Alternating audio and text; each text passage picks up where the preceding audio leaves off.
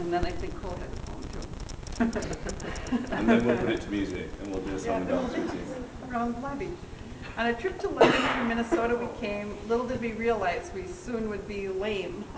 James led us through undergrounds, museums and castles. He even helped students with a myriad of hassles, like Tyler's passport and Ty's upset tummy.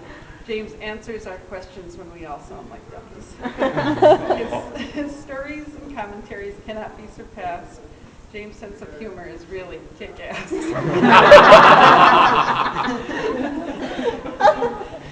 He led us to Piccadilly, Old Bond Street, and more. He kept us all marching. Our feet are so sore.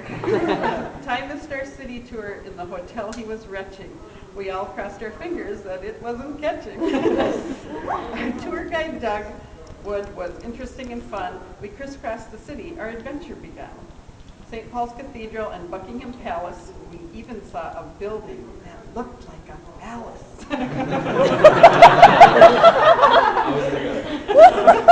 Just don't believe it. You know, that's the reason. Yeah. The National Gallery was crowded with people and art. When time ran out here, back to the hotel we did dart. It's New Year's Eve and Leon is here from afar, celebrating skating and even a bar. Now it's the new year and to Hampton we drive, early in the morning and first to arrive. We ran through kitchens, mazes, and a great hall. Trumpets were blaring and royal persons did call. We watched James perform with the medieval actors. James stole their show. He has acting factors. France, when he bowed, he was ultimately kissed. We're so glad we watched him. It was not to be missed. The British Museum was next on our list, but alas, it was closed, but it should not be missed. And so to Covent Garden, we walked through the streets to shop, eat, and listen to musical beats. We flew to the hotel to change into good clothes and off to high tea in black cabs in droves. The tea time was grand and the food was so fine that off to Les Mis, a personal favorite of mine. Joanna was touched by the power of the play. Corbin gave it an overwhelming okay. Friday to Oxford, we flew on our bus. Christchurch Cathedral is always a must, and Hathaway's cottage was cozy and sweet, but the toilets were so cold they froze all our seats. Shakespeare House in Stratford was home to so many that out on the streets we spent many a penny. Romeo and Juliet was really a treat with front row attendance. We dared not to sleep. Back to London we arrived really late. We were up early for the tower because it's so great. The jewels, yeoman, crows, and famous old keep, and all the beheading, we could almost weep. The British Museum is finally open today. Elgin marbles, Rosetta stones, and Egyptian mummies led the way. The long march down Oxford, then Regents to meet. We had trouble keeping students. Off they would creep. You remember? Rushing through supper at Cafe Pasta, we ran for the subway first fast, then pasta.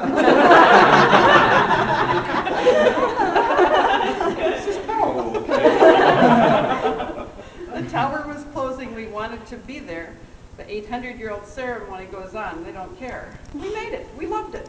But Cassie would be the mark of the American flu misery. It's Sunday and we are off to see Bath. Our time is ticking. Just do the math. The city's so uniform with Roman water sites, but don't touch that water or you'll receive many frights. Stonehenge was next on our very cold day, the ancient old rocks from so far away. Salisbury Cathedral, where penance was paid for all of the gossip and comments he made. Sorry, I skipped over that a little bit. We almost all slept on the bus back to London, except Sarah and Matt, who continued the fun run. We're stretching at this point. But you just tell by got my it, yeah. writing I'm getting really tired. The Globe is a theater where we learned how to act. Lorelei was Juliet. Now that is a fact. We ate at the Hard Rock, then off to the Abbey. Keep smiling, gang, no one wants to get crabby. After the church, we were all free to roam. I sure hope you all arrived safely home. And Sarah's edition is drop off your key, take a quick pee. Come on. We had a wicked good night. Tomorrow we leave and end to our sights. The students were exceptional except for the three. They were older and crazy and thought they were free.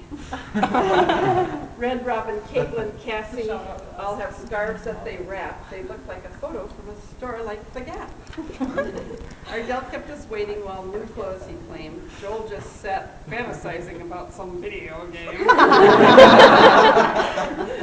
Laura we lost in Oxford's Christchurch, and Tyler was hyper and would constantly lurch. Lorelei was our nursemaid. She took care of us all. Minnie Driver was with us, you would all recall. I'm such a wizard. Cole found himself sleeping next door on the floor. Cassie and Cindy's new clothes we adore. And so we end here, just one night to sleep. And next time we dream of our next endeavor, we will look back and remember the best tour ever.